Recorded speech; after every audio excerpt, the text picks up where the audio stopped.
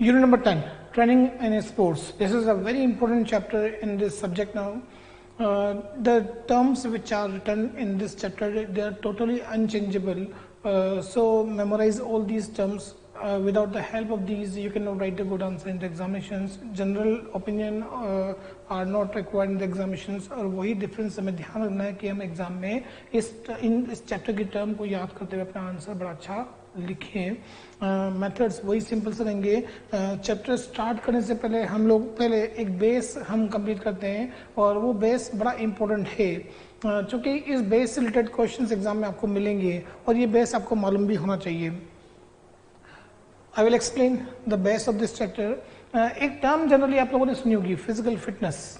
Everyone knows about the physical fitness, but you cannot define very well in appropriate words. मैं आप लोगों को define करना किस प्रकार से होता है वो बताता हूँ ताकि आप इमेजेस को यूज करें एग्जाम में, राइटिंग सेक्शन में अपना राइटिंग सेक्शन कंप्लीट करें. सपोज करो किसी बिल्डिंग के 5th फ्लोर पे क्लास लगती है और आपको स्टेप से चढ़ के जाना है. Sufficiently if you will reach on the target, this is called the fitness of yours. अब हम इस सिनेरियो से हम अपने वर्ड्स बना सकते हैं. It is the ability the person to do the daily routine work without any fatigue और एक्सर्शंस. यह आपकी वो क्षमता है बिना रुके बिना थके किसी काम को सफिशिएंटली कंप्लीट कर लें. This is called the fitness of yours. But no, marks will not be given by the examiner. Why? Because यही एस्पेक्ट फिटनेस को फुल कंप्लीट फुलफिल डेफिनेशन में कन्वर्ट नहीं करते हैं ये वर्ड्स. हमें यहाँ क्या करना पड़ेगा.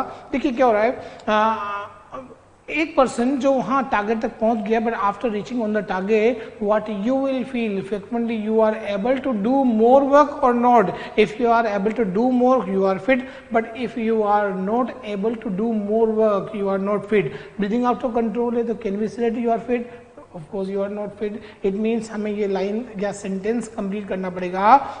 It is the ability of the person to do the daily routine work without any fatigue or exertion, and after completing the work we have a sufficient energy to do more work. पर मैं समझता हूँ ये line भी sufficient या 100% true नहीं है because a disease person can do all the work on the ground. Yuvraj Singh was the best example. He was having the cancer at the time he was playing on the ground. It means अगर हम यहाँ पर line या sentence को complete करने में एक और फ्रेज जोड़ ले वो क्या होगा, and the person is free from all diseases. It means fitness की definition क्या बनती है. It is the ability of the person to do the daily routine work without any fatigue or exertions. Fatigue or exertions, and after completing the work, we have a sufficient energy to do more work, and the person is free from all diseases. मतलब अगर fitness पर कभी question आ जाए तो आपके mind पर 3 image होना चाहिए कि 5th फ्लोर पर चढ़े, वहां चढ़ने के बाद हम लोगों ने क्या फील किया और डिजीज. इन 3 एस्पेक्ट को यूज करते हुए हमें 100% राइट वर्ड्स मिल जाते हैं और वही हमें लिखना है. Word can be deferred but sense of the topic should be maintain. ये मेरे वर्ड्स हैं, आप अपने वर्ड्स बनाइए बट ये इमेज, बेसिकली ये इमेज काम लीजिए इस राइटिंग सेक्शन में और अपना आप राइटिंग सेक्शन कंप्लीट कर सकते हैं. एक और वर्ड सुनने में आता हुआ जो भी कभी कभी हमें एग्जाम में किसी न किसी रूप में मिल जाता है, वो क्या है, वेलनेस और the wellbeing. No one can define exactly what is wellness और the wellbeing, but it indicates the optimum health of the person, which include physical, mental, social, emotional, intellectual, all surrounding factors which are affected the person's health are the part of the wellness or the well-being. दोनों ही word अलग हैं. wellness और well-being मतलब fitness is one of the aspect in the well-being or the wellness. now इस पूरे chapter में fitness पर workout किया है. फिटनेस को थोड़ा और एक्सप्लेन करता हूँ. Fitness depend on the task. If the task is different fitness level may be different. May be you are fit from the badminton game, but while you are playing the other games, judo, wrestling, mountaineering, in that conditions you cannot perform well. You are fit according to your game, but in a different aspect of different game you are not fit. You are not able to perform in like that way. तो यहाँ पर आप fit तो हैं पर अपने task के according. So fitness always task related. If the task is different, fitness level may be different is required. So we can divide the fitness in two ways, general or the specific. General or specific, common में they are doing the routine work. आप में mother, father, guardians, all we are doing the routine work, so they are counted in a general fitness. Whereas the specific fitness, hard worker, laborious worker or the sports person, they are counted in the specific fitness. क्या दोनों ही fitness की comparison आप एक ही प्रकार से कर सकते हैं? एक स्पोर्ट्स पर्सन की फिटनेस और एक ग्रैंडपा की फिटनेस और कंपैरिजन जब हम करेंगे तो components which are required for these both are different, और दोनों में ही वो कंपोनेंट्स जो है इस पूरे चैप्टर का बेस बनते हैं, और यही सबसे इंपॉर्टेंट पार्ट है. यहां से कुछ क्वेश्चंस पुटअप होंगे और जिनके आंसर हमें इस बेसिक थ्योरी से समझने से मिल जाते हैं. Physical fitness components, I will explain the components of physical fitness.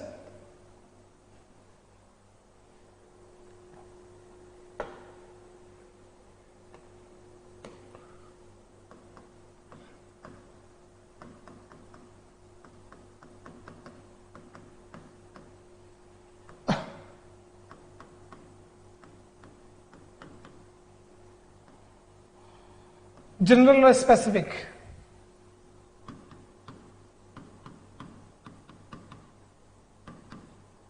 Specific fitness and the general fitness.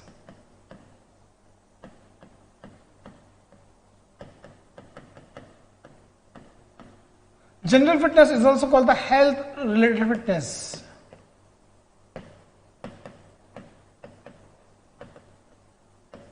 Whereas a specific fitness is also called the performance related fitness.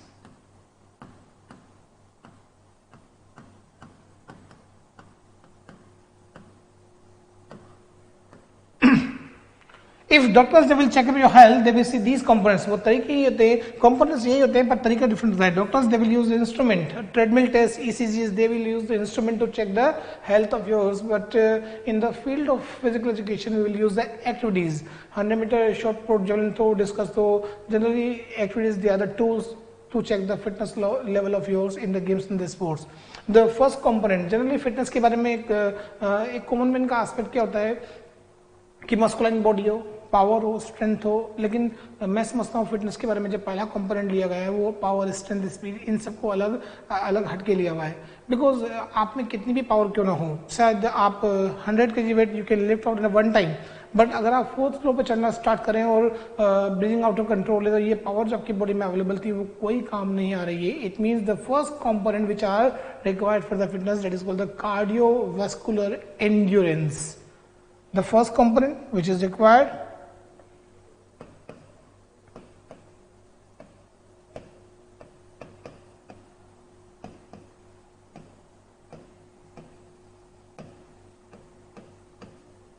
number second component, freedom from obesity.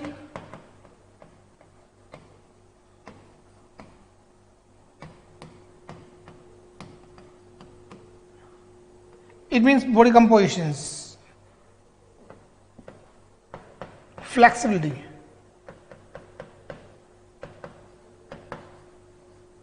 Number 4, muscular strength.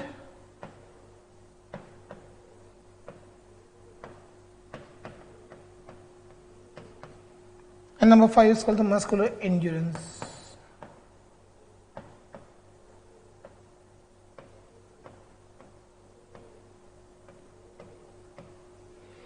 These are the 5 components which we are required in the general fitness, whereas in addition of these 5 we are required some additional components in the field of sports. जब हम perform करते हैं तब हमें इन सब के अलावा additional components और रिक्वायरमेंट है. वो क्या होगा? सबसे पहला दिया हुआ है power, number 2 is called the speed, number 3 is called the agility, that is called the quickness, फुर्ती से हम बोलते हैं. इसको चेंज कर दिया आजकल, कोऑर्डिनेटिव एबिलिटीज में कन्वर्ट कर दिया.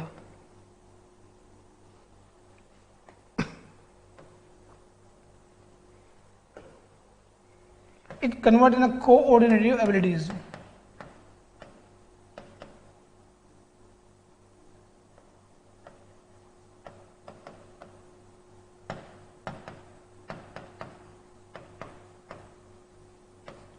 Number 4, balance,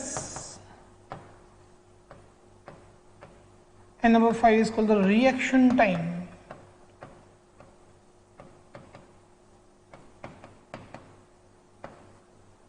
they are the 5 components additionally we are required in the field of sports. देखिए घर में अगर रूटीन वर्क करना है तो हमें ये कंपोनेंट्स की रिक्वायरमेंट है, बट हम जब परफॉर्म करते हैं so this is also called the performance related. Now जब हम ग्राउंड परफॉर्म कर रहे हैं तो हमें ये एडिशनल कंपोनेंट्स की अलग से रिक्वायरमेंट होती है। ये वर्ड्स जनरली देखने में बड़े सिंपल लगते हैं, पर इनको डिफाइन करना, क्योंकि इनसे रिलेटेड जब क्वेश्चंस एग्जाम में पुटअप होते हैं तो हम लिखते क्या है, वो सबसे इंपॉर्टेंट पार्ट है। सपोज एग्जाम में क्वेश्चन जब पूछा हुआ है define the term strength, strength क्या होती है, you can define very well, but वो जनरल ओपिनियन होगी, लेकिन हमें स्पेसिफिक अप्रोच को यूज करना है एग्जाम में लिखने में ताकि हमें मार्क्स मिल सके। What is power, what is speed, ये जनरल क्वेश्चन एग्जाम में 1 मार्क्स में बन जाते हैं। सो इनके आंसर्स जो होंगे वो स्पेसिफिकली आप लोगों को थोड़ा सा लैंग्वेज को ध्यान रखते हुए लिखना है। जनरल ओपिनियन या हम ऐसे कैजुअल में लिख देते हैं तो marks will not be given by the examiner. तो हमें यहाँ पर ये सब वर्ड ध्यान रखने हैं कि हमें किस प्रकार से लिखने हैं। Word to word I will explain these words. सबसे पहला वर्ड आता है यहाँ पर endurance. Endurance that is called stamina. What is stamina? Do you know about the stamina? What is stamina? Stamina, it is the ability of the person, it is the ability of the person to do the work for a longer durations. लंबे समय तक काम करने की क्षमता, this is called the endurance. So it is the ability of the person to do the work for a longer duration. This is called the endurance. If your heart and the vessels are capable to do the work for a longer duration, then you are having the cardiovascular endurance. Freedom from obesity. If you are obese, more than 20% fat is available in the body, you are obese and you will not define the conditions of fitness now. So freedom from obesity. Body composition से ये point दिया हुआ है, whereas the flexibility it shows the range of the joints of the organs. ये range को show करती है organs की, so this is called the flexibility. Whereas the strength, muscular strength. Strength क्या होती है? Strength is the ability to overcome resistance or to act against the resistance. If your muscles are having the capabilities to act against the resistance, this is called the muscular strength. 100 kg weight you can lift out in a one time. This is the example of the muscular strength. But suppose करो 10 kg wait को अगर आपको 10 का time lift करना है तो क्या होगा, मस्कुलर एंड्योरेंस, मतलब stamina is required. So if your muscles are having the capabilities to lift the weight in a maximum time, this is called the muscular endurance. ये वर्ड्स इस प्रकार से, whereas ये वर्ड्स पावर, ये physics की power नहीं है। So power अगर एग्जाम में कभी आ जाए क्वेश्चन के रूप में व्हाट इज पावर, तो आपको फिजिक्स की पावर नहीं, यहाँ पर ये पावर बिल्कुल अलग है, ये मस्कुलाइन पावर है। तो हमें क्या यूज करना है, देखिए एक इमेज को ध्यान रखिएगा, पंच अगर आपने लाइफ में पंच मारा हो तो वही पावर का वर्ड्स बनाएगी। किस प्रकार से, what you are doing through the punching, हमें वो लिखना है। So power is the ability to transfer energy into force at a faster rate. What you are doing in the punching, you are transferring your energy into force at a faster rate. So this is called the power. हमें power को ये लिखना है, वो physics की power, वो physics subject में काम आती है, पर ये मस्कुलिन पावर है।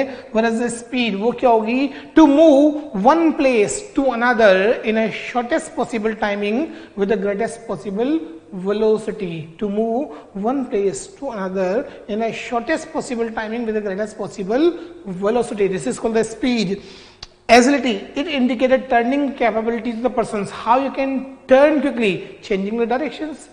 एक रेस देखा होगा आप लोगों ने, शटल रन, यहाँ से यहाँ गए, टर्न किया, अगेन ये, what we are required, we are not required the flexibility, range के ओपन नहीं करना पड़ता है, turning capabilities, how you can turn quickly, so this is called the agility races. Now it convert in coordinative abilities, जो अभी chapter में आता है। whereas the balance, balance क्या होता है, neuromuscular coordinations are required for the balance. If your nerves and the muscles can coordinate, you can find out the physical balance on the ground. Whereas the reaction time, how you can react on the response, this is called the reaction time of yours. It is mostly in the games and the sports we are required the reacting abilities. Silly point, अगर आपने cricket देखा है तो silly point is one of the place 5 to 10 metre away from the batsman. एक fielder जब fielding करता है silly point पर, सपोज करो बैट्समैन ने 150 की स्पीड से शॉट मारा, अगर उस फील्डर की रिएक्टिंग एबिलिटीज फास्ट नहीं है तो ball will strike and injuries, there is a chance of injuries. So reacting abilities if it is fast, तो ये रिएक्शन एबिलिटी भी फास्ट होनी चाहिए। So this is called the reacting ability. Reaction time, it means how you can react on the response, this is called the reaction time of yours. So this is now, ये these are the qualities. अब इनसे questions क्या बनते हैं, सबसे important part होता है ये डिस्क्रिप्शंस, ध्यान रखिएगा इन्हीं में से, क्योंकि बेसिकली अगर हम देखें तो ये all they are the motor abilities. Motor means physical, मैंने आपको बताया था चैप्टर नंबर 5 में, motor means physical. So motor abilities ये हमारी बॉडी की एबिलिटीज हैं.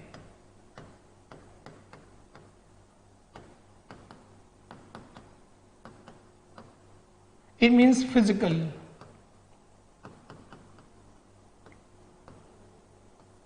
All these are called the motor abilities of the body.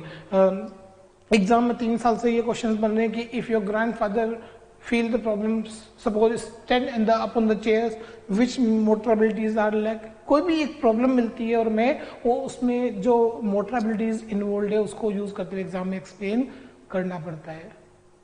ये प्रैक्टिकल एग्जाम्स में भी बहुत इंपॉर्टेंट रूप में काम आती है. Examiner will ask you which game you chosen. Sir basketball. Okay ना, which motor abilities are majorly required in the basketball game? Football, hockey, badminton, different games. We are required the different motor abilities. So you can explain and you can impress the examiner. So ye questions. Generally, in a football player, what we are required? Speed, power, strength. They are required. If we generate the speed, strength and the power in the football player, he can play better. So training methods are given. In the training methods, we will develop all these qualities in the body. So training in sports. Now this is the base of this chapter. और ये base जब तक हमारा clear नहीं होता है हम आगे की ओर नहीं बढ़ते हैं. I want to explain 2 more word which are use in this subject. Subject की स्पेसिफिक टर्म्स हैं, लेकिन लाइफ में आपको ये दोनों ही टर्म बहुत सी जगह काम भी करती हैं और इनके बारे में नॉलेज उस लेवल पर होना चाहिए. क्योंकि सब्जेक्टिव में हमें नॉलेज की रिक्वायरमेंट है, हमें लिखना आना चाहिए. सो 2 सेपरेट टर्म्स मैं आपको एक्सप्लेन कर रहा हूँ जो पूरी बुक में कहीं टर्म के रूप में यूज नहीं है, पर एग्जाम में क्वेश्चन बन जाता है कभी कभी इन टर्म पर और पूछा हुआ भी है. तो 2 टर्म ध्यान रखिएगा जो कि इनडायरेक्टली इस पूरे चैप्टर में इन्वॉल्व है. सबसे पहला वर्ड है overload.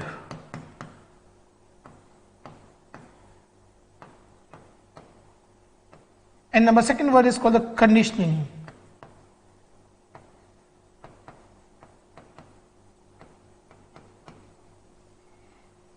Overload and the conditioning, they are the principle to develop the physical fitness. मतलब they are the principles of physical fitness development. Fitness को डेवलप करने के लिए बेसिकली 2 प्रिंसिपल्स हैं, लेकिन ये दोनों वर्ड पूरी लाइफ में हमें हर सराउंडिंग में, हर एजुकेशन में, हर जगह पर ये हमारा रिलेटेड होते हैं या हमारा कनेक्ट होते हैं. अगर आप इनकी साइंस, इनकी केमिस्ट्री को समझ जाएं तो आप हर सिचुएशन में बड़ा अच्छे से एडजस्टमेंट कर सकते हैं. मैं बड़े जनरल या सिंपल वे में आपको एक्सप्लेन करता हूँ. ओवरलोड करता है, देखिए एग्जाम्पल देखिए आप, क्लास 1 के बाद 2, 2 के बाद 3, 3 के बाद 4, 4 के बाद 5, हम स्टेप बाय स्टेप क्लासेस पढ़ते हुए आते हैं. लेकिन सपोज करो किसी बच्चे को 1 के बाद सीधा 5 क्लास का सिलेबस मिल जाए तो क्या होगा? This is called the overload. No, class 1 के बाद 2, 2 के बाद 3, 3 के बाद 4 भी ओवरलोड है, लेकिन 1 के बाद सीधा 5 क्या हो रहा है? Excess overload. So this principle state that load always apply in a simple to complex form. It should be gradually increased. If the excess load parameters will apply in the body or in the mind and the body cannot tolerate the load parameters. Example समझिए आप, आपकी stamina है 10 kilometre running की, stamina आपके 10 kilometre run करने की है और आपको सीधा 20 किलोमीटर की टास्क मिल जाए, जस्ट डबल अमाउंट में एक्सेस लोड मिल जाए, तो can you bear this load parameters? Of course not. So this principle state that. लेकिन आपको आफ्टर द 10 किलोमीटर अगर आपसे कहा जाए कि आप 300 मीटर या 400 मीटर एक्स्ट्रा रन कीजिएगा तो आप इस लोड को एक्सेप्ट कर लेंगे, because our body can accept this load parameter. It is a small amount. So this principle states that load always apply in a simple to complex form. It should be gradually increased if the excess load parameters will apply in the body or in the mind. Mind and the body cannot tolerate the load parameters. This principle states that. Whereas the conditioning, it is also called the adaptations. अब ये principles क्या बोलता है कि whatever the conditions are applying on the body for a long term, body consume the conditions. कोई भी condition जो body पर अप्लाई की जाती है लंबे समय तक, अगर उस पर बॉडी पर लंबे समय तक अप्लाई की जाए तो आपकी बॉडी उसको अडप्ट कर लेगी. This is called the conditioning. मतलब we are required the conditioning. अब देखिए किस प्रकार से कंडीशनिंग करते हैं, हमें सबसे इंपॉर्टेंट पार्ट है. 10 किलोमीटर आपकी जो एफिशिएंसी है 200 मीटर या 300 मीटर एक्स्ट्रा अमाउंट में लोड इंप्रूव किया और उस लोड को 10 दिन 15 दिन 20 दिन तक लगातार अप्लाई किया तो आपकी बॉडी उस लोड को एक्सेप्ट कर लेगी और आपका फिटनेस का लेवल इंप्रूव हो जाएगा। They are the principles to develop the fitness level of yours. मतलब we are required timing in the adaptations में टाइमिंग की रिक्वायरमेंट है और टाइम अगर हम देंगे किसी भी चीज को, मतलब लोड को इंप्रूव किया और उस लोड को साइमल्टेनियसली कुछ दिन तक लगातार जब अप्लाई किया तो बॉडी उस लोड को एक्सेप्ट कर लेगी। This is called the conditioning of the load. So they are the principles of fitness development. किसी भी सब्जेक्ट को जब प्रिपेयर करें तो आप उसे एंड तक मत लेके जाइए। आप देखिए लोड और कंडीशनिंग को जब हम समझ चुके हैं, क्योंकि बहुत से बच्चे गलती करते हैं कि सर सब्जेक्ट में हम पढ़ना कब स्टार्ट करें, कब से स्टार्ट करें। तो देखिए एक बार आप क्लासरूम प्रोग्राम या फिर बुक को रीडिंग कर लें और देखें कि चैप्टर में कोई टर्म जो लिखी गई है, एक्सप्लेन की गई है, एक बार पढ़ने पर अगर आपको समझ में आती है बड़े आराम से कि sir I can prepare very well, this is a very easy time, तो फिर आप एग्जाम टाइम में पढ़िए, आराम से अपना एक पूरा प्रोग्राम बनाइए। लेकिन लगता है पढ़ने के दौरान कि sir this topic is very tough, we are required timing, तो फिर यहाँ पर देखिए आपको वो टाइम देना पड़ेगा कि कितने टाइम में वो टॉपिक आपकी मेमोरीज का पार्ट बनता है। तो हमें ओवरलोड और कंडीशनिंग, ऐसा नहीं हो कि हम बुक को टच ही नहीं करें और सीधा एग्जाम टाइम में ओपन करें तो हम प्रॉब्लम में आते हैं। तो ये एक्सेस ओवरलोड जब अप्लाई करते हैं तो mind will blast and the body also blast, तो ये प्रॉब्लम क्रिएट होगी। सो ये प्रॉब्लम यहाँ हमें ध्यान रखना है। इन प्रिंसिपल को समझते हुए हमें सब्जेक्ट को भी ही प्लान करना है। Now I will start the unit number 10 training in sports. ये दो वर्ड की मिस्ट्री ध्यान रखिएगा, सब्जेक्ट को बहुत एंड तक भी नहीं खींचना है। एक बार आप पढ़ लीजिएगा, आपको लगता है कि sir it's very easy for me, तो फिर आप उतना ही टाइम दीजिए जितना आपको कैपेसिटी के अनुसार रिक्वायरमेंट है। लेकिन आपको लगता है कि सर नहीं, मुझे I am required the much more timing to learn या to memorise all the contents which are written in the booklet, तो फिर आपको उसके हिसाब से प्रिपरेशन के टाइम निकालने पड़ेंगे। This is the way. Now we will start the unit number 10, training in sports. 5 topics are given in this chapter. One topic has been removed, that is circuit training method. The first topic is given. Training means what is the meaning of the word training? Training is a scientific way of execution the task. In the training, we'll execute the task in a scientific manner. So training means it is the scientific way of execution the task. So training, this is the meaning. First topic is given, first component which are given, that is called the strength. Strength क्या होता है? Strength is the ability to overcome resistance or to act against the resistance. It is of two type. ये दो प्रकार की है, static and the dynamic. Static and the dynamic, it is of two type. Static, the movement is not visible in the static, whereas the dynamic, the movement is visible in the dynamic. क्योंकि sports in the games field is a dynamic field, so dynamic strength is also having a 3 part. Dynamic strength को 3 प्रकार से फिर divide किया हुआ है, maximum strength, explosive strength and the strength endurance. Maximum strength ये क्या होती है? It is the ability to overcome resistance or to act against the maximal strength of the body। जहां हम अपनी पूरी बॉडी की मैक्सिमम स्ट्रेंथ को यूज कर रहे हैं, this is called the maximal strength. Keyword को ध्यान रखिए और एग्जांपल को यूज करते हुए अपना आंसर बनाइए। Maximal strength where we will use 100 metre, shot put, discus throw, javelin throw, everywhere we are using the maximum strength in these now. Whereas the explosive strength, explode का मतलब विस्फोट करना, विस्फोटक शक्ति। In a single movement or phase, we will execute the whole body strength in this now. Can you see the event shot put? In a single jerk, we are exploring the strength of the body in a single jerk, or we will execute the strength in this method. So this is called, मतलब देखिए shot put हुआ, discus throw, javelin throw, all they are the example where we are using the explosive strength of the body. Example can be same because ultimately we are using the maximum strength here now. Maximum को ही use कर रहे हैं, तो यहाँ क्या हो रहा है? It is the combination of the strength and the speed. Strength को जब हम speed के साथ परफॉर्म करते हैं, so this is the explosive strength. क्योंकि एक सिंगल जर्क में हम स्ट्रेंथ को स्पीड कॉम्बिनेशन के साथ में मिक्स करते हुए फेंकते हैं या थ्रो करते हैं। So this is the example of the explosive strength. Whereas the strength endurance, strength का stamina. Can you see the example? 400 metre is, have you seen? Can you maintain the 400 speed for a 400 metre? या can you maintain the 100 metre speed for a 400 metre? क्या आप 100 metre speed को 400 तक maintain कर सकते हैं? You can't, but those who can, they have a strength endurance. It means under the conditions of fatigue, it is the ability to overcome resistance under the conditions of or to act under the conditions of fatigue. थकान की conditions में भी अगर हम strength को लंबे समय तक maintain किए हुए हैं, so this is called the strength endurance. मतलब कीवर्ड ध्यान रखिए, it is called the maximal strength, it is also called the strength in the speed combination and under the conditions of fatigue. और इनको ध्यान रखते हुए आप एग्जाम्पल को यूज करते हुए स्पोर्ट्स इन गेम्स के 2, 3, 4 एग्जाम्पल को यूज करते हुए आप अपनी लेंथ को एग्जाम में बना सकते हैं. क्योंकि क्वेश्चन 1 एंड 3 दोनों ही प्रकार के टाइप पर पुटअप हो चुका है. 1 मार्क्स में टाइप पूछा हुआ है, एक सिंगल टाइप कोई भी एक एक्सप्लोजिव स्ट्रेंथ पूछा हुआ है, whereas 3 मार्क्स में ये डायनेमिक स्ट्रेंथ को पूछा हुआ है. मतलब क्वेश्चंस किसी भी प्रकार से एग्जाम में बन सकता है. सो ये टाइप्स भी इंपॉर्टेंट है. So this is the type methods. There are the 3 method to improve the strength of the body and that is the very important part in this topic now. There are the 3 methods. First method is isometric, second method is isotonic, and third method is called the isokinetic. Isometric, movement is not visible in this type of the exercises. Movement is not visible. Without any muscular movement of the body, we will increase the strength in this method. Is it possible? क्या आपको can you imagine that? Is it possible without any movement? मतलब while we are sleeping, no movement is visible in the body. So can we improve the strength in the body? But of course in this, how it could be, देखिए क्या हो रहा है.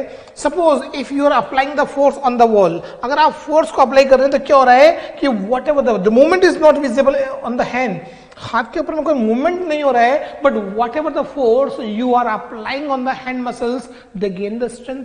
कितने time तक, किस amount का force आप अप्लाई कर रहे हैं हैंड की मसल्स पर, half an hour, 20 minute, 30 minute, 40 minute, कितने टाइम तक आप वो फोर्स अप्लाई कर रहे हैं, तो क्या होगा, स्टैटिक कॉन्ट्रैक्शंस होगा आपकी बॉडी में, मसल्स में. सो it is the static contractions of the muscles. Internal tone will generate, मतलब मसल्स में टोन जनरेट रही है हाफ एन आवर डायरेक्टली जो आप फोर्स लगा रहे हैं. तो यहाँ ये they gain the strength, ultimately they gain the strength. So this is the static contractions of the muscles. चूंकि sports in the games field is a dynamic field, static strength is not required everywhere. But present time पर कहता है orthopedic doctor they will prefer the isometric exercises. किस प्रकार से, हाथ में plaster चढ़ा हुआ है, muscles are inactive because movement is not visible, movement is not possible, so muscles are inactive. After the few time they lose their strength because they are inactive. After the healing the injuries, what the doctor will prescribe, they will prescribe the isometric. किस प्रकार से, gripping the ball, holding the ball, grip strength को use करना. Movement is not visible, क्या हो रहा है, लेकिन कॉन्ट्रैक्शंस होगा, स्टैटिक्स हो. Orthopedic doctor they will prefer the isometric exercises. In the rehabilitation of the injuries we are required the isometric exercises. So these are now. Can you put up the example? Can you imagine that? What are the example of the isometric exercises? So exam में एक बच्चे ने लिखा weight lifting. No, weight lifting is not the example. It is the right example or the wrong example. But it is right example also. How? But हमें ये writing का things ध्यान रखना एग्जाम में. वेट लिफ्टिंग इज राइट और wrong both example here now. लेकिन हमें writing के कॉन्सेप्ट किस प्रकार से यूज करने चाहिए कि कोई भी हम पर क्वेश्चन मार्क नहीं लगाए, क्योंकि एग्जामिनर ने वेट लिफ्टिंग को क्रॉस किया हुआ है. लेकिन एक बच्चा अगर ये ध्यान रखे कि क्योंकि weight lifting when you will lift the weight तो डायनेमिक पार्ट हो रहा है, लेकिन when you will hold it now so यहाँ पर स्टैटिक पार्ट आता है. सो अगर हम यहां पर लिखें कि in some phase of the weight lifting we are require the static strength, this is the appropriate word about the example. और जब राइटिंग के पार्ट में ये वर्ड अगर आप सर्च करते हुए लिखते हैं तो कोई भी एग्जामिनर आप पर नेगेटिव मार्किंग नहीं करता है. अदरवाइज फिर हम मर्सी पर डिपेंड होते हैं कि कुछ एग्जामिनर मार्क्स दें और कुछ एग्जामिनर शायद काट भी ले, क्योंकि कॉपी किसके पास जाती है वो रूल हम जानते हैं कि किसी के पास भी कॉपी जा सकती है. सो हमें 100% एक्यूरेसी के साथ में कोई वर्ड को यूज करते हुए एग्जाम में लिखना चाहिए. सो in some phase of the tug of war, weightlifting, they are the example of the isometric. This is called the isometric. But one more thing you must remember in this topic, who developed this method? Hettinger and the Muller. They are the writers. They developed this method in 1953. Because objective में questions, who introduced this method, who developed this method, तो ये questions बन सकता है. सो ये चीजें भी आप इंस्टेंट हाईलाइट करते हुए जाइए और इनको भी मेमोराइज कीजिएगा. बाकी सब कुछ अपना राइटिंग सेक्शन जो है वो आप अपनी क्लासरूम इमेजिनेशन से कंप्लीट करते हुए लिख सकते हैं एग्जाम में. Second method, isotonic. Who developed this method? D. Loney. D. Loney, the other person in 1954, they designed this method, they developed this method, just opposite to the isometric. Muscles movement is visible. यहाँ पर क्या होगा, visible है, वहां invisible था, लेकिन यहाँ visible है. मतलब all they are stretching, cycling, walking, jogging, all they are the isotonic because movement is visible. It is a dynamic contraction of muscles. Dynamically muscles contract होती हैं डायनेमिकली. तो स्ट्रेचिंग, स्ट्रेचिंग से running, jumping, swimming, everywhere the dynamic contractions are required. So all they are the example of these now. So ये dynamic contractions पे. whereas the isokinetic, it is a combination of both two simultaneously. Static and the dynamic, both the contractions will be appear in the body at the same time. So this is called the isokinetic. Can you imagine the example, rock climbing? When you will hold it now, एक हाथ से जब hold करते हैं तो क्या हो रहा है, half of the body part में आइसोमेट्रिक कॉन्ट्रैक्शंस, मतलब कॉन्ट्रैक्शंस स्टैटिक हो रहा है. बरस एक हाथ से जब हम पुल कर रहे हैं ऊपर से क्लेम चढ़ने के लिए तो क्या हो रहा है, डायनेमिक. अगेन ये यहाँ आएगा, ये कन्वर्ट होगा स्टैटिक में, तो ये डायनेमिक में. Static dynamic, static dynamic, both the contractions will be appear in the body in the same timing. So this is the example of the isokinetic. J Perrin, they are the persons they design this method in the 1968. ये simple से में आप चाहें तो bookish language को छोड़ते हुए ये थिंग्स और बारीकियां अपने डिस्क्रिप्शन में यूज करते हुए राइटिंग पार्ट बना सकते हैं. 5 मार्क्स में जनरली क्वेश्चन जो बनता है, define the term strength, explain the methods of flex strength improvement. तो अगर आप देखें तो देयर आर 3 मेथड, और 3 मेथड अगर 5 मार्क्स में, 1 मार्क्स में डेफिनेशन पूछी हुई है, 4 मार्क्स में ये, तो 1.5 का वेटेज जनरली बनता है. मतलब 1.5 मार्क्स के लिए हमें कितना लिखना है, कितने लाइंस का डिस्क्रिप्शन. तो आप चाहे तो इन्हीं इमेजेस को यूज कर सकते हो एग्जाम में अपना राइटिंग पार्ट जनरेट कर सकते हैं. डेप्थ में अगर हम बुक में देखें तो बुक में काफी डीपली लैंग्वेज को यूज किया हुआ है, because all the training method है designed in the abroad countries, और वहां के लैंग्वेज को यूज करते हुए यहाँ पर टॉपिक को एक्सप्लेन किया हुआ है. सो उस लैंग्वेज को हमारी मेमोरीज में या लाने में टाइम की रिक्वायरमेंट है. Whereas if you use this practical method तो हम बड़े इजी वेज में एग्जाम में इनके डिस्क्रिप्शंस लिख पाएंगे. सो this is the first number topic in this chapter. चलिए सेकंड नंबर चलते हैं. Second number topic endurance. Strong topic से, बिकॉज हर मेथड जो है वो 5 मार्क्स में एक सेपरेट क्वेश्चन के रूप में एग्जाम में आ चुका है. जो हमें हर मेथड पर 5 मार्क्स के लाइक लेंथ भी निकालना आना चाहिए, और ये क्लासरूम से आप वो मेथड यूज करें, वो तरीके यूज करें कि अगर इनके single method if it is ask for 5 marks तो you can write the good answer in the examinations. हमें वो भी ध्यान रखना है. Endurance, the term is known as the stamina in the games and the sports. It is the ability of the person to do the work for a longer durations. लंबे समय तक काम करने की क्षमता. This is called the endurance. It is of two types. General or basic endurance, whereas the specific endurance. General or basic depends nature of the activities पे basic और general और the specific. Generally basic और general एक ही होते हैं. भाई what we are required? We are required the basic और general endurance to do the routine work. We are required the basic or general endurance, whereas the specific endurance वो क्या होता है, hard worker, laborious worker, sports person, they are required the specific endurance to complete the activities. General specific, they are the very simple terms. Types पे questions नहीं पूछा हुआ है क्योंकि ऑब्जेक्टिव है, अब शायद पूछा जा सकता है कभी भी किसी रूप में. सो हमें हर वो चीज जो बुक में लिखी हुई है कंटेंट्स के रूप में वो हमें याद होना चाहिए ताकि एग्जाम में हम अपना आंसर बना सके. ड्यूरेशन ऑफ द एक्टिविटीज के बेसिस पर 3 प्रकार से फिर डिफाइन किया हुआ है, short term, long term and the middle term और द स्पीड एंड्योरेंस. ये 4 प्रकार से short term, middle term and the long term and the speed endurance. Short term, middle term and the long term क्या होता है, depends on the nature of the physical activities. It is of 3 type. Longest marathon race 42.195 kilometre. What we require, longest distance endurance is required.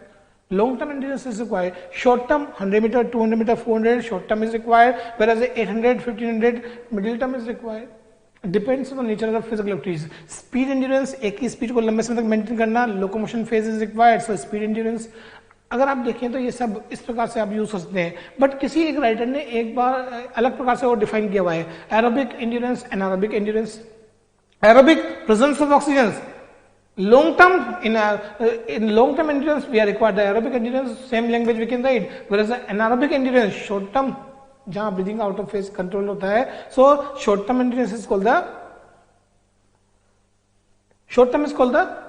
Anaerobic endurance. अगर हम ये use कर ले, मतलब types different प्रकार से यहाँ यूज किए हुए हैं, लेकिन ये जनरली हम एग्जाम में इनके डिस्क्रिप्शंस जो है वो वर्ड को देखते हुए भी इन इमेजेस के बेसिस पर अपना आंसर बना सकते हैं. सो टाइप का क्वेश्चन जनरली पुटअप नहीं हुआ है, पर चूंकि ऑब्जेक्टिव फॉर्म आजकल एग्जाम में आ चुकी है और यहाँ कभी भी कोई क्वेश्चन बन जाए तो आप एग्जाम में अपना आंसर बना सकते हैं. There are the three methods to improve the endurance of the body, और तीनों मेथड अपने आप में स्ट्रॉन्ग मेथड है. सो ये सबसे इंपॉर्टेंट पार्ट है. Spelling mistakes, it is not measurable by the examiner, ये मैं आपको पहले ही बोल चुका हूं. First number method, that is called the continuous method. नाम ही है कंटिन्यूअस, लगातार. No resting phase will be given, no recovery period will be given. We can not recover the fatigue exertions in this method. मतलब resting phase will not be given here now. लगातार जब हम use करते हैं तो this is called the continuous method. देखिए, length को improve करने में हम ध्यान रखिएगा वो प्राइमरी स्टेप को भी यूज कर लें, क्योंकि length is required in the exams. और लेंथ जब आपके पास इतना डीप में आपने नहीं पढ़ा हुआ बाय द वे, और वहाँ जब हम लेंथ लिखना स्टार्ट करें तो अगर वर्ड नहीं मिलते हैं तो हमें थोड़ा सा टेक्निक को भी यूज करना चाहिए कहीं कहीं पर मेन टेक्निक के रूप में नहीं, एडजस्टमेंट टेक्निक के रूप में आप इन तरीकों को यूज कर ले तब भी काम चल जाएगा. आई will explain the two best technique in the writing sections. Primary sections, can you imagine that? Primary sections में जब एक टीचर ने किसी क्वेश्चन का आंसर लिखवाया था तो वो क्या करती है, उसी क्वेश्चंस को आंसर में कंप्लीट करती है. If your grandfather feel the problems which motor ability, तो आंसर क्या बनता है? एक सिंगल वर्ड का आंसर है. मॉडर्न इंग्लिश में एक सिंगल वर्ड का आंसर है कि माय ग्रैंडफादर फील, तो फ्लेक्सिबिलिटी इज द आंसर. लेकिन यहाँ पर कहता है if my grandfather feel the problems like that way, flexibility is the motor abilities. मतलब पूरा सेंटेंस बना दिया उसी क्वेश्चन को यूज करते हुए. तो अगर हम ये भी एक तरीका यूज कर लें इस सब्जेक्ट में, तभी हमारा आंसर की लेंथ को बढ़ाने में ये हेल्प करता है. तो एक तो प्राइमरी का आंसरिंग मेथड आप यूज करें लेंथ को लिखने में. जो बच्चे लिख नहीं पाते हैं या उस लेवल पर परफॉर्म नहीं कर पाते हैं, वेरेज जिनके पास इतना विजन नहीं है, डेप्थ में नहीं पढ़े हुए हैं, क्योंकि हम आईआईटी की प्रिपरेशन के साथ में ये बहुत ज्यादा फोकस नहीं कर पाते हैं. सो ये एक तरीका है लिखने का. और one more method of the writing, अगर आप बुक्स को चेक करें, बुक्स की रीडिंग करें, तो हर बुक्स में लिखने का तरीका किस प्रकार से यूज किया गया है कि एक बात को ऊपर लिखा, उसी को घुमा के बीच में, और नंबर थर्ड फिर उसी बात को लिखा हुआ है. इट मींस अगर हम एक बात को 2-3 प्रकार से घुमा के लिख सकें तब भी आपकी लेंथ इंप्रूव जाती है. सोचना कम पड़ता है और लिखने के वर्ड्स बन जाते हैं. तो ये दो राइटिंग के मेथड जो है वो ध्यान रखिएगा, डिस्क्रिप्शन की लेंथ को इंप्रूव करने में आप कहीं ना कहीं यूज कर लें. पर यह नहीं कि आप हर जगह यही मेथड यूज करते हुए लिखें, दैट इज रॉन्ग. पहला पॉइंट टेक्निकली डिस्क्राइब होना चाहिए, दूसरा पॉइंट अच्छा होना चाहिए, थर्ड नंबर फोर्थ नंबर जो कम आते हैं उनमें आप ये टेक्निक यूज कर लें. पर एक बच्चा अगर घुमा घुमा के इस प्रकार से लिखता जाएगा तो that is the bad impression examinations, वो गलत तरीका होगा. सो एडजस्टमेंट टेक्निक जो मैंने आपको बताई है, adjust the point between the two good points, अच्छे पॉइंटों के बीच में इस टेक्निक को यूज करते हुए अगर हम मेंटेन रखें तो हम एक लेवल मेंटेन कर सकते हैं, राइटिंग का फ्लो और स्पीड को भी मेंटेन करते हुए बड़ा अच्छा आंसर हम बना सकते हैं. नाउ वही तरीका हमें यूज करते हुए लिखना है. Continuous method, slow, fast and the variable pace. There are 3 types of continuous method. 3 प्रकार के ये कंटिन्यूअस मेथड है. लगातार, no resting phase will be given, no recovery period will be given, लगातार मिलता है. So depends on the nature of the physical activities. It is of 3 types, slow, fast and the variable pace method. Slow में क्या होता है, हम कोई भी एक्सरसाइजेज इस इंटेंसिटी और फ्रीक्वेंसी को लेते हुए परफॉर्म करते हैं कि हार्ट की बीट के इंपैक्ट को यूज किया हुआ है. इन दिस मेथड स्लो में क्या होता है, heart beat will raise to the 140 to 160 beat per minute.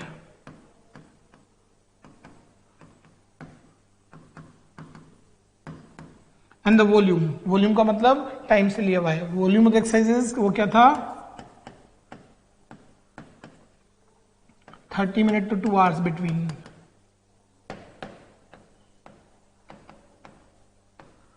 The volume is set by the coach or the trainer. They will decide the load parameters on the basis of the nature of the group. Under 14, 16, 19, male, female, trained या untrained. On the basis of this nature, the load parameters is applied by the coach, but it should not be less than 30 minutes and not more than 2 hours in any groups. ये ध्यान रखिएगा, volume का मतलब time से लिया हुआ है. Slow में ये, whereas फास्ट में क्या होता है, हार्ट बीट.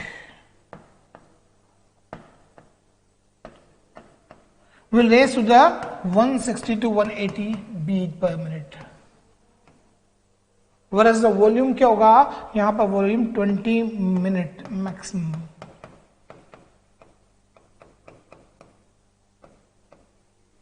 कहीं पर 15 मिनट लिखा हुआ है किसी बुक में, किसी में 10 मिनट लिखा हुआ है, मतलब रेंज में ऊपर, क्योंकि किस एज ग्रुप पर ये डेटा कलेक्शन किया हुआ है उसके हिसाब से रेंज ऊपर नीचे होती है, पर मैक्सिमम 20 मिनट. मतलब अगर आज हम स्टार्ट करें, क्योंकि इस हार्ट बीट पर लंबे समय तक काम करना आसान नहीं है, we are the untrained person, अगर ये मेथड हम अप्लाई करें तो शायद आज हमें 30 सेकंड से स्टार्ट करना पड़ेगा, पर इंटरनेशनल लेवल पर ये जो वॉल्यूम होगा वो मैक्सिमम 20 मिनट तक जा सकता है.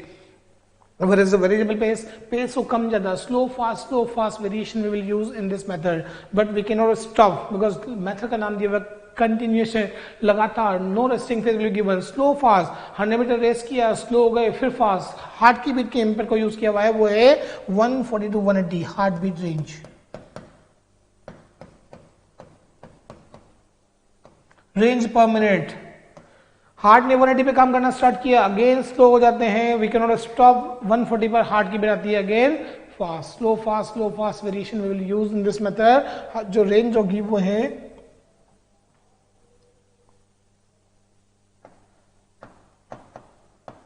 20 मिनट टू 1 आवर्स के बीच में.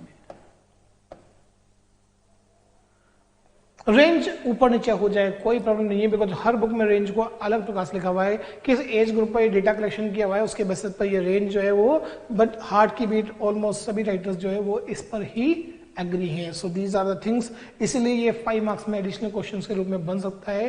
Continuous method, this is the first method to develop the endurance of the body. Now second method, they are the key functions or the keywords. Remember these now so that you can write the descriptions in all language. हम अपनी language में exam में answer खुद बना पाएंगे अगर ये things use करते हुए एग्जाम में आप अपना आंसर लिखते हैं तो. सेकेंड मेथड इंटरवल, नाम से मालूम पड़ता है interval. Resting phase will be given, recovery period will be given, because there is a gap between the activities, this is called the interval. Resting phase will be given, recovery period will be given, and we can recover the fatigue और exertion in this method. Interval, generally interval it is a 2 time, ये 2 प्रकार का हो सकता है. Normal का heart beat, क्योंकि 100 metre race करने के दौरान जो हार्ट की बीट इंप्रूव हुई है उसको अगेन नॉर्मलाइज होने तक का टाइम क्या होगा, इंटरवल टाइमिंग है. क्योंकि we are required the instrument to check the heart beat of yours, but if there is no instrument use the second method, that is the time interval.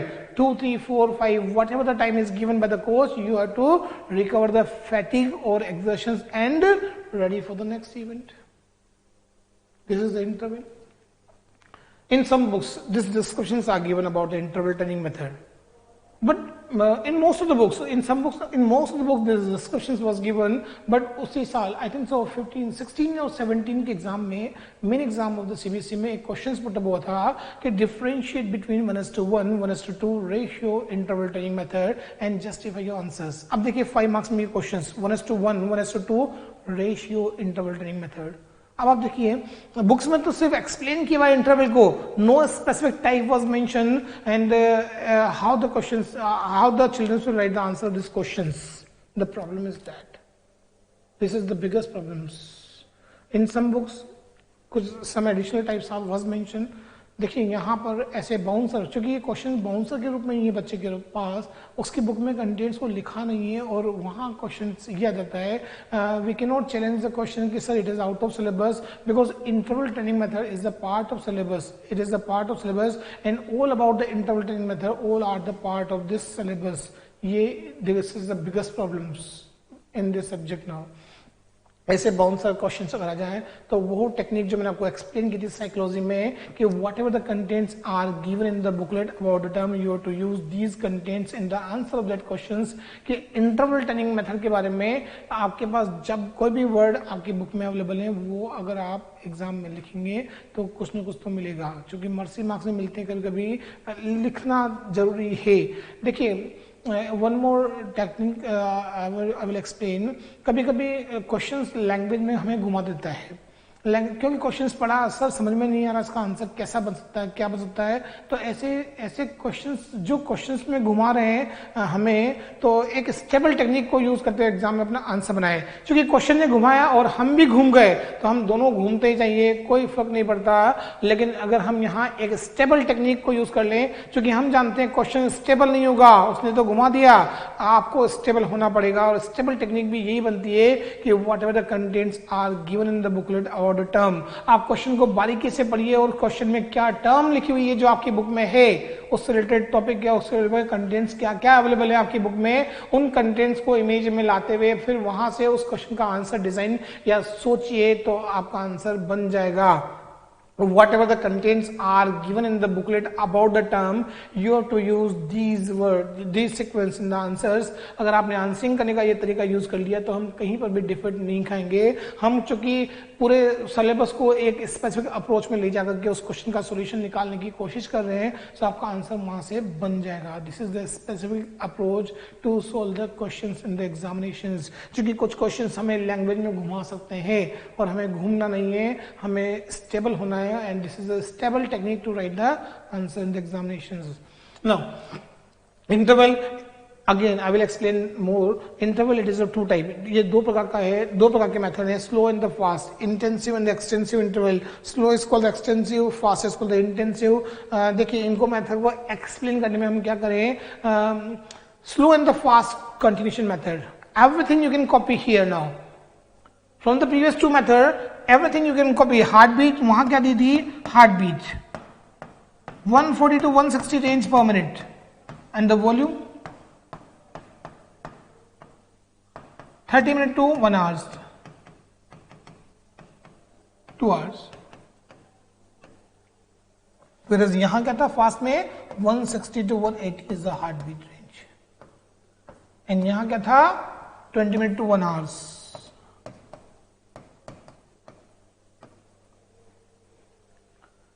This is the range. It is a fast condition method. It is the hard and the strenuous activities. It's a typical activities because इस heartbeat के साथ में लंबे समय तक काम करना आसान नहीं है. Slow and the fast, everything you can copy from the previous two methods, slow and the fast continuation method, but कुछ additional बारीकियां हमें यूज करनी है, वो ध्यान रखिएगा. In this method हमें additional क्या है, वो ध्यान रखना कि इंटरवल में हम क्या करें, रिकवरी पीरियड, बिकॉज ये स्लो है, यहां पर हम स्लो यूज कर रहे हैं तो recovery period less is required, तो रिकवरी पीरियड को ध्यान रखना। क्योंकि हम क्या करते हैं इस मेथड में,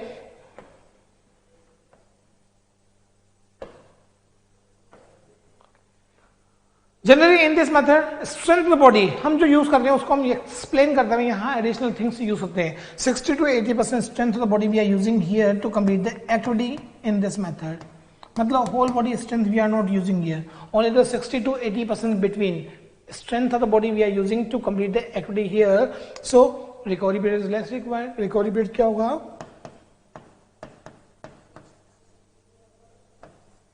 maybe the 1 to 3 minutes is required between now. ये it is depend on the coach. It's decided by the coach. 1 to 3 minutes is required. But fast.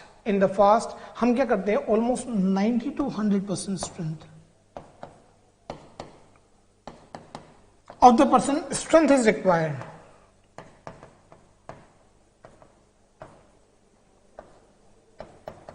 मतलब almost 100% strength of the body we are using now.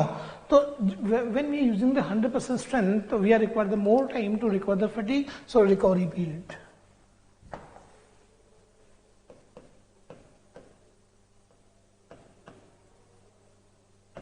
Recovery period क्या होगा, 3 to 9 minute is required, but problem is that ये method दो प्रकार से applicable है।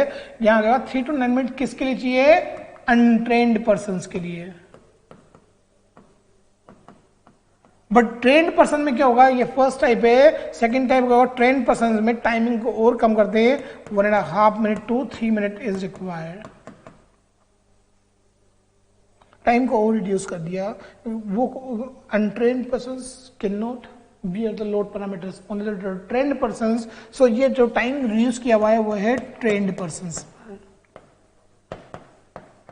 Because only the trained persons can be the load parameters. जब speed endurance को develop करना होता है, when we improve the speed endurance in the sports person, तो naturally we are reduce the interval timing so that they recover faster and ready for the next event. So ये दो प्रकार से applicable है. किसी बुक में ये data दिया हुआ है तो कहीं पर टाइम को improve किया हुआ है. So ये difference है इन दोनों में. So this is the now we can write. अब क्वेश्चन क्यों चलते हैं. ये स्लो इन द फास्ट को हम लोगों ने पढ़ा, इनके डिस्क्रिप्शन को माइंड पे सेट किया. अब चलते हैं क्वेश्चंस की ओर. Differentiate between 1:1 1:2 ratio interval training method. ये तो स्लो इन द फास्ट है. 1:1 1:2 ratio interval, it is not. देखिए 1:1 1:2 ratio interval training method, it is not this method will explain in the between now. But I think so in the booklet it was not written. हम क्या करें, whatever the contents, because 1:1 is the same amount of the recovery period. 1:2 it means double amount of the recovery period. 1:1 where is required, in the slow is required. 1:2 मतलब double is required. तो यहाँ पर हम slow and the fast को use करते हुए हम किस प्रकार से अपना आंसर बनाए. 1:1 and 1:2 is the ratio between the time and the durations of between the activities. So slow and the fast you can explain the examinations, so whatever the contents are given. तो आपको questions को mould करते हुए इस प्रकार से अपना answer बनाना होगा एग्जाम में, ताकि हम ऐसे किसी भी क्वेश्चंस में जो थोड़ा सा अलग हटके पूछा हुआ है उसका आंसर हम बड़ा परफेक्टली बना दें.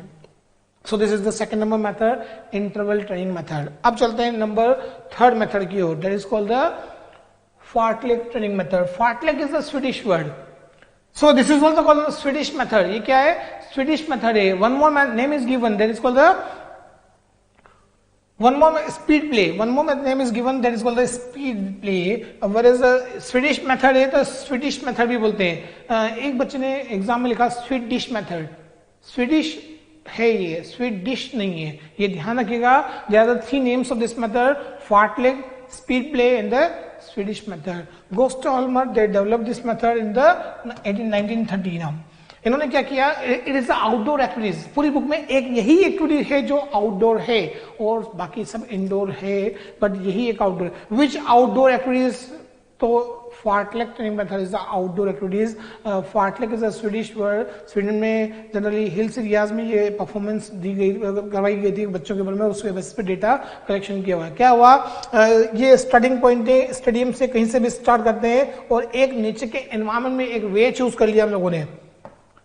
5, 10, 20 किलोमीटर जितना भी डिस्टेंस हमें कंप्लीट करना है वो डिस्टेंस हम लोगों ने यहाँ पर इस प्रकार से इंडिकेट कर लिया.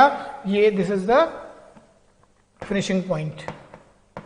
Starting in the finishing point. In some books, what is given in the diagrams? This is the starting point. Space is given, and this is the finishing point. If the children will start from this point, if he will go finish here, how he come return now? Our student, you can mold the diagrams, you can modify the diagrams like that way, because यहाँ पर कोई भी sports person जो है जहाँ से जा रहा है वहीं पर खत्म कर रहा है, तो वहीं पर finish कर रहा है, तो क्या हो रहा है? We are safe. So we are safe. So this diagrams we can mold it now. This is the practical diagrams of this event. Generally nature के environment में क्या हो रहा है? Different surfaces are available. You have to indicate these surfaces in this diagrams. Hills areas, you have to indicate the hills areas. Yeah, this is the hills.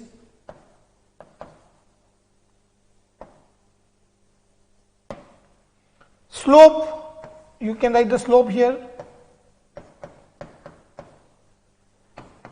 Water petals, sand, grass,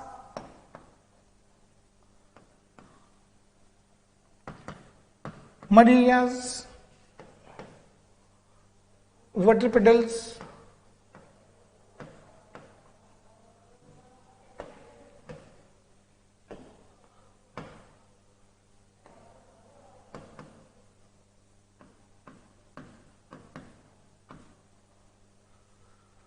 different surfaces are available on the way. देखिए जब इन पर running करते हैं तो क्या होगा, heart के इम्पैक्ट भी बिल्कुल डिफरेंट होगा. Sand is also there.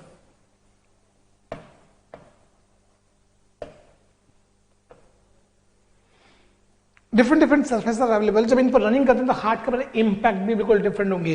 Hills पर क्या होगा, breathing out of control, speed is very slow. Slope पर क्या होगा, speed is very fast, STRIDE मारनी पड़ती है, legs will open here. Grass पर स्मूथ रनिंग होगा. मड एंड द सेंड पर हमें रिएक्शन फोर्स नहीं मिलता है, शायद वॉकिंग करना भी आसान ना हो, whereas वाटर पे क्या होगा, ड्रैगिंग फोर्स इज अवेलेबल। सो यहाँ पर बिल्कुल अलग वेरिएशन होगा, अलग इंपैक्ट होंगे हार्ट के ऊपर में। But problem is that starting point पर क्या होता है, कोई भी कोच होगा वो यहाँ पर excess load will apply in the body, excess load जो है वो अप्लाई करता है। अगर आपकी स्टेमिना 5 किलोमीटर है तो यहाँ पर 10-15 kilometre distance is given, just double और triple amount is given now. एक बात का विशेष रूप से ध्यान रखिए, can you consume the excess load parameters in the life? Of course we can consume the excess load parameters. Physical load we cannot accept it now, but problem is in some places we can accept it now। और वही एक तरीका बताया गया था। देखिए क्या होता है, डिफरेंट कंडीशंस में आप देखिए, एक प्लेस है वैष्णो माता वैष्णो देवी, हाइट पर है almost 12 kilometre away from the ground surfaces. आप देखिए एक्सेस लोड पैरामीटर्स का सबसे बेस्ट एग्जांपल, जनरली जो वहां पर चढ़ते हैं वहां पर जाते हैं, इतना वर्कआउट फिजिकल वर्कआउट उन्होंने लाइफ में कभी नहीं किया हुआ है, लेकिन कुछ आवर्स में वो डिस्टेंस कंप्लीट करते हैं और वापस उतर के भी आते हैं। What are the reasons? जिन लोगों ने आज से कभी इतना फिजिकल वर्कआउट नहीं किया वो भी उस प्लेस पर जो है वो इतना डिस्टेंस बड़े आराम से कंप्लीट कर लेते हैं। क्या कारण है? कारण ये नहीं इंस्पिरेशनल मोटिवेशनल कि चलो बुलाया है, माता ने बुलाया कि हम जा रहे हैं चढ़ रहे हैं और वो इंस्पिरेशन हमें मूवमेंट करवा रही है। Of course not. यहाँ रीजन क्या है, on the way we can eat something, resting phase will be given, time is not given, resting phase है, recovery period, all are available. ये सब कुछ अवेलेबल है, तभी हम उस स्पेस पर हम इतना डिस्टेंस को कंप्लीट कर पा रहे हैं। और वही काम यहाँ पर राइटर ने किया है। Excess load parameters will apply in the body and in the mind. Excess load यहाँ पर अप्लाई किया गया है, पर time is not given, no bounded timing is given now, sufficient time the coach will provide here. Time and distance is given, but time sufficient time मिलता है ताकि वो आराम से कर ले। बट यहाँ कहता है athlete can run, can walk, can jog and can perform some exercises on the way.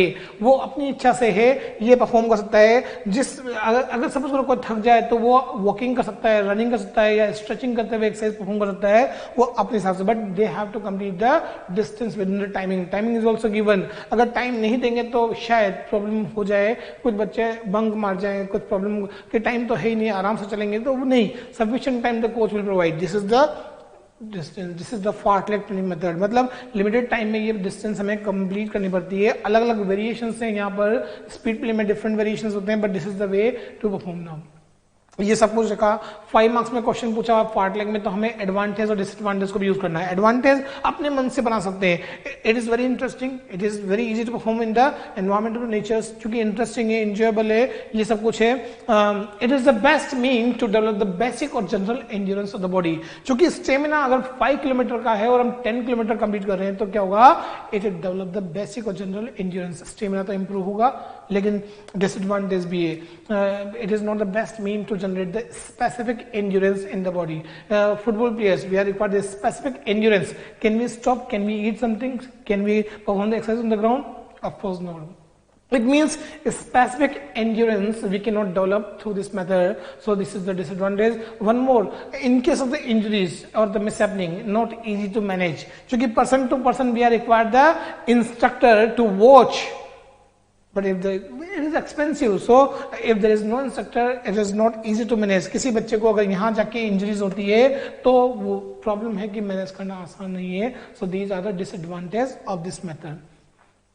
5 marks में क्वेश्चन आ जाए फार्टलेग में, तो डायग्राम आप बड़ा अच्छा बना सकते हैं। और नेचर में चूंकि बहुत चीजें मिलती है तो उन चीजों को यूज कर लो डायग्राम में, कहीं कोई प्रॉब्लम नहीं है। प्लांट्स ट्रीज मिलते हैं तो 1-2 ट्री बना दीजिए इस ब्लैंक स्पेस में, ताकि आपका काम बड़ा अच्छा डायग्राम हो जाए।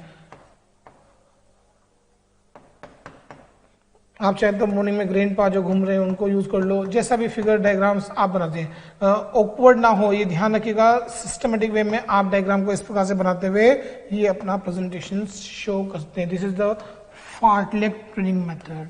अपने वर्ड में एक्सप्लेन करना आना चाहिए, और ये हमारा प्रैक्टिकल एप्लीकेशन इस मेथड का जो एग्जाम में हम बड़े अच्छे से प्रेजेंट करते हुए भी बनाते हैं। 5 मार्क्स में पूछा हुआ क्वेश्चन है, 1 मार्क्स एंड 3 मार्क्स, तीनों ही प्रकार के क्वेश्चन एग्जाम में इस टॉपिक से आ चुके हैं। This is the third method to develop the endurance